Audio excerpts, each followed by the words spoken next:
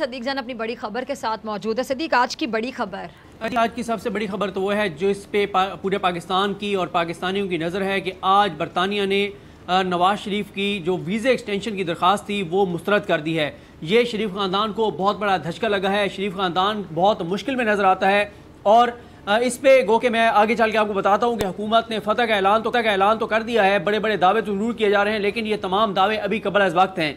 लेकिन पहले इस पर बात कर लेते हैं कि मियाँ मोहम्मद नवाज शरीफ जो पाकिस्तान से 8 हफ्ते की जमानत लेकर गए थे और साथ ही एक अदालत से 8 हफ्ते की जमानत थी। एक अदालत में ये कहकर गए थे कि जैसे ही मैं ठीक हो जाऊंगा मैं पाकिस्तान वापस आ जाऊंगा, और साथ ही उन्होंने अदालत के साथ एक कमिटमेंट की थी और अदालत में कमिटमेंट में उन्होंने ये कहा था कि वो हर माह अपने तमाम मेडिकल रिपोर्ट्स पाकिस्तान के इदारों को जमा कराएंगे। जब भी उनकी जो एक टाइम पीरियड होगा वो मुकम्मल होगा तो ज़मानत की एक्सटेंशन के लिए वो पंजाब हुकूमत से रजू करेंगे और पंजाब हुकूमत को मुतमईन करेंगे कि वो इलाज करा रहे हैं।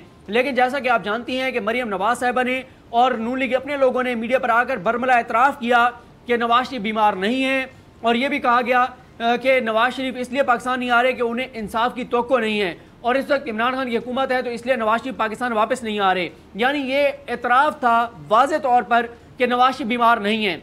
फिर उसके बाद पाकिस्तान के इदारों ने, पाकिस्तान की हुकूमत ने, पंजाब हुकूमत हो या इस्लामाबाद हाई कोर्ट हो, उन्होंने बार बार एक चीज़ मांगी कि कहाँ है नवाज शरीफ की मेडिकल रिपोर्ट्स, किस डॉक्टर से वो इलाज करवा रहे हैं, किस हॉस्पिटल में वो एडमिट हैं, किस हॉस्पिटल में कितने दिन एडमिट रहे हैं, उनके प्लेटलेट्स की रिपोर्ट कहाँ पे है, उनकी सर्जरी का क्या बना।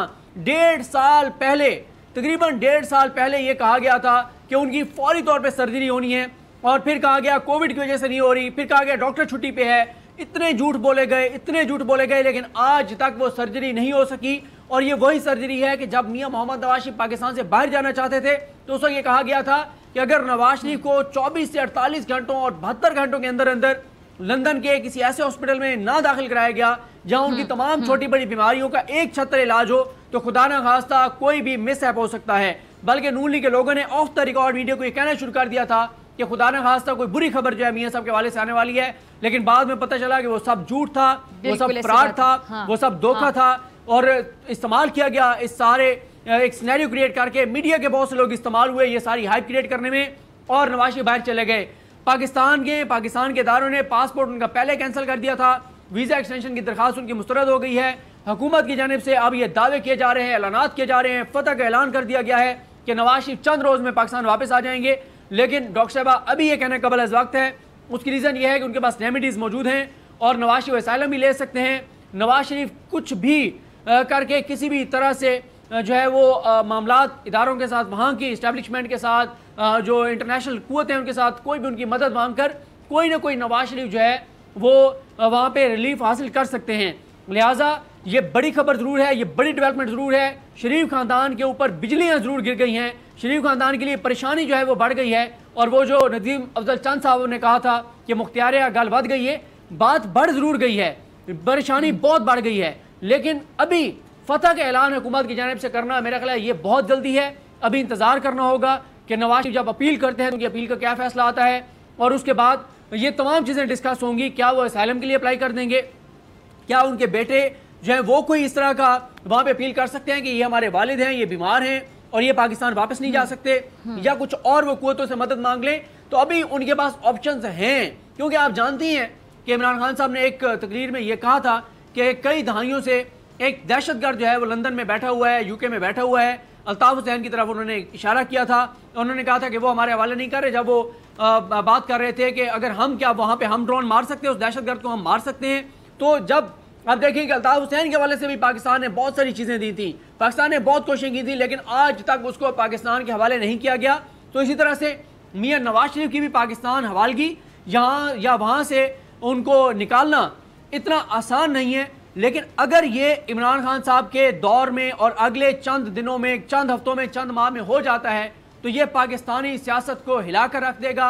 और अगर नवाज शरीफ पाकिस्तान आकर जेल चले जाते हैं तो फिर आप ऐसे समझिए कि नवाज शरीफ की सियासत जो अब वो वहाँ से बैठ कर रहे थे उसका हमेशा के लिए आपको इख्तिताम नज़र आ जाएगा। उसकी रीज़न यह है कि जिन केसेस में वो इश्तिहारी हो चुके हैं, मफरूर हो चुके हैं, कई उनके केसेस ऐसे भी हैं जिनमें शायद वो उसके बाद अदालतें उनको रिलीफ ना दें, क्योंकि उसकी वजह यह है कि अदालतें उनको बुलाती नहीं, अदालतें उनको पुकारती नहीं, पाकिस्तान के इदारे उनको बुलाते रहे, लेकिन उन्होंने हमेशा पाकिस्तान के इदारों के बात पर आने से इनकार किया। तो ये बड़ा मुश्किल होगा कि जब वो वहाँ से इस तरह से निकाले जाएंगे तो यहाँ आकर वो अदालत को कहें मैं तो बीमार था, अगर आप बीमार थे तो आपने रिपोर्ट क्यों नहीं दी। तो ये बड़ी डेवलपमेंट है। आज की जो ये खबर है इसने हिला कर रख दिया अभी भी पाकिस्तानी सियासत को। लेकिन जैसे ही अगर नवाज शरीफ को वहाँ से निकाल दिया जाता है तो इमरान खान की मैं ये समझता हूँ कि पिछले 3 साल की सबसे बड़ी कामयाबी होगी और पाकिस्तान में ये बड़ी एक डेवलपमेंट होगी कि एक सजा याफ्ता मुजरिम यूके से वापस आएगा, लंदन से वापस आएगा और उसको जेल की सलाखों के पीछे भेज दिया जाएगा और उसके बाद उनकी ज़मानतें बहुत मुश्किल हो जाएंगी। उसके बाद उनको रिलीफ देना इदारों के लिए, अदालतों के लिए बहुत मुश्किल हो जाएगा, क्योंकि अदालतों ने पहले भी उनको रिलीफ दिया तो वो पाकिस्तान से फरार हो गए, पाकिस्तान के इदारों की आंखों में धूल झोंक कर और पाकिस्तान आने से इनकार करते रहे। अगर इस तरह से वो पाकिस्तान वापस आते हैं तो बहरहाल ये उनके लिए और उनके खानदान के लिए, उनकी पार्टी के लिए सबसे बड़ा झटका होगा उनकी सियासी तारीख में। ठीक है सिद्दीक जान, बहुत शुक्रिया आपकी बड़ी खबर के लिए।